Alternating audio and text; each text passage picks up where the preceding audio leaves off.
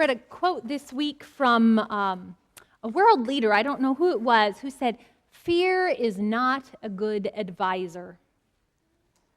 Fear is not a good advisor. It does not lend itself to making good decisions, to thinking clearly, because you know that feeling, right? When you get afraid, you get into fight or flight mode, and your options narrow down, don't they? You're not as able to think and respond carefully and intentionally. You're just in reaction mode.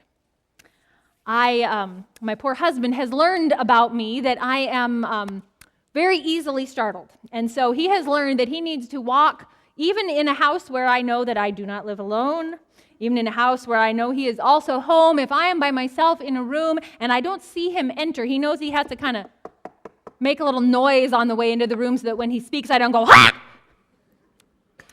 And you'd think maybe after 15 years that I would be able to change that and learn, because cognitively I know other people live in this house with me. But it's a reflex.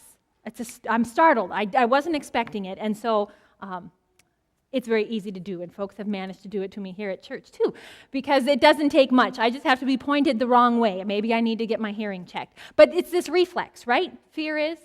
It makes us operate instinctively. And all of our sensible thinking goes out the window. And the disciples this morning are terrified. They are terrified. Here they are. The guy who they were following just got himself executed.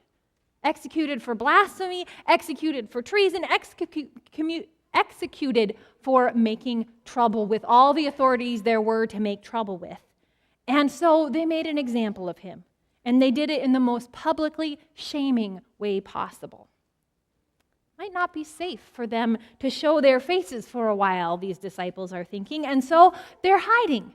They're hiding because they know that the authorities like to roll up entire operations, right? You can't just get rid of the leader. Eventually, you got to go down the line and take care of everyone else. And the Romans were particularly good at lining up crosses along a roadway so that you got the point. Don't mess with us. And so the disciples are terrified. And of course, then there's the fact that Jesus' body isn't where they left it.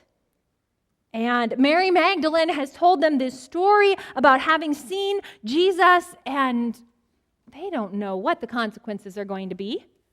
Is Mary going to get them into further trouble because she won't keep her mouth shut? Or if this isn't nonsense, are they in trouble with Jesus? They didn't exactly stick with him through everything. Peter, at least, very publicly and as sort of the spokesperson for the disciples in many ways, threw Jesus under the bus 3 times. Nope, I don't know him. I've never met him. I've never heard of him. I do not know that guy. And so now, if the Jesus they know who could walk on water and heal and feed 5,000 people is now alive again, and they left him to die, how might he be feeling about them? I don't know. They may be wondering if they really do want him to find them. So here they are. They're huddled in a locked room because fear isn't a good advisor. Jesus has told them exactly that this will happen, that he will die and rise, but those words, they're not remembering that real clearly.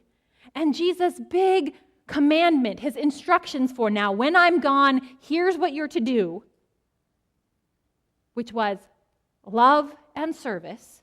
Those are not exactly clear in their mind either, even though it was only 4 days ago. They are not huddled up in this room working on a plan of action for getting on with Jesus' work of loving the world with God's love. Not at all. And so here they are, and out comes Jesus. And I don't know if you had this reaction when you saw the bulletin cover, but I have been snickering all week because to me, even though I know this is Jesus showing Thomas his hands, it really looks like he's just jumped out from behind that door and said, "Boo! Here I am." And that's what he does. That is what he does. He shows up in the middle of this locked room, and you got to wonder what the disciples are about to say. They are terrified, right? Jesus shows up unimpressed by their doors, unimpressed by their walls, unimpressed by their locks, unimpressed by the ways that they were holding real still and thinking hard, don't see me, don't see me, don't see me. Jesus isn't stopped by our walls, not the walls that we want to build to keep us safe or to keep the rest of the world out. There he is. Now the reckoning? Maybe it's not going to be a smiting, but surely Jesus is going to have some sort of a word about what has happened. Or maybe Jesus is like my mom and it only takes a look, right? That look that manages to convey disappointment, that can make you kind of squirm in your seat and sit up straighter at the same time. None of that. Despite the way Jesus looks, like maybe he's having fun with the disciples on the bulletin cover, Jesus just says, peace. Peace be with you. And it's that loaded word, peace. Not just the peace that I hope for when my kids will please stop squabbling and poking one another for 5 seconds and it's quiet even if something else is going on, as long as I don't have to hear it. But actual peace, shalom, this sense of everything being put together properly, of justice and of wholeness. And Jesus comes and says, peace. And when Jesus does that, it's not a wish, it's not a command, it's a gift. Peace, here it is, in the flesh. Peace. When our world and our fear are screaming fight or flight, defend yourselves or get out quick, Jesus just walks in and offers peace. Just like that. He's put that relationship right with the disciples. Nothing that they did or said could have mattered because they didn't manage a word. Jesus gets there first and brings peace. And did you see what he did next? He breathes on the disciples. It's like that story, one of our creation stories, God taking dust and shaping it into a little creature and then breathing life into it. Making something where there was nothing just a moment before. And so Jesus breathes on the disciples and makes something where there was nothing before. As my Father has sent me, so I send you. If you forgive anyone's sins, their sins are forgiven. If you do not forgive them, they are not forgiven. He's saying, I understand you're afraid, but peace. You are not helpless. You are not hopeless. You aren't alone. I'm sending you out because you live in the power of the Holy Spirit. You're never going to be going at this alone, and as you do it, you can know that even the power of sin and death can't hold you. That's what we're here for this morning. That's what our new brothers and sisters were here for around the water. That's why we come. We come for that peace that puts us right with God. We come for that breath, that gift of the Holy Spirit that means we are never alone in this world, that we are never unprepared, that we are always equipped. And we come for that life that means we don't have to cower in fear in front of anything in this world, because we have died and risen with Christ. So nothing can have a hold on us but the love of God. Maybe you have known or had one of those experiences that was so intense or so large or so terrifying or so amazing that afterwards you're just a little bit different.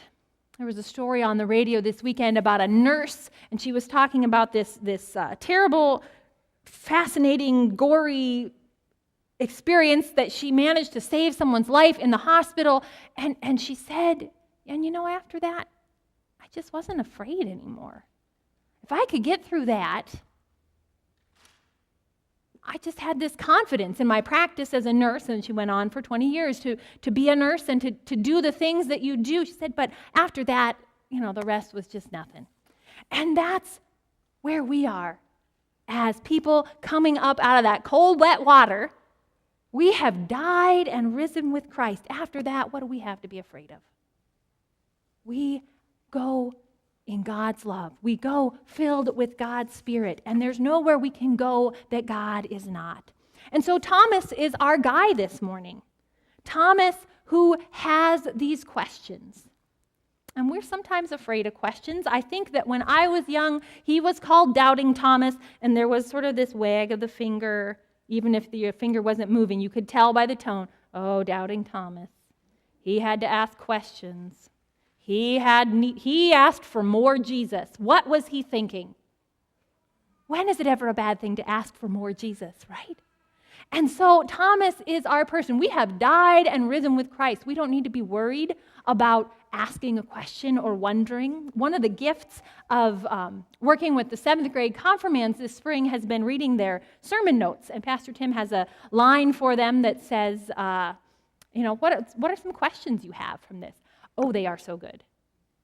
And I wish that we had the opportunity and the invitation sometimes to do that. So I would like for you to take, in the minute or two of silence that we've got, take this baptism insert and find that little set of words where it says, you have been sealed by the Holy Spirit and marked with the cross of Christ forever. Write your name in there as a reminder, and then think about what sorts of questions and wonderings and struggles you wish you could say, or the places and times that you want and need more Jesus.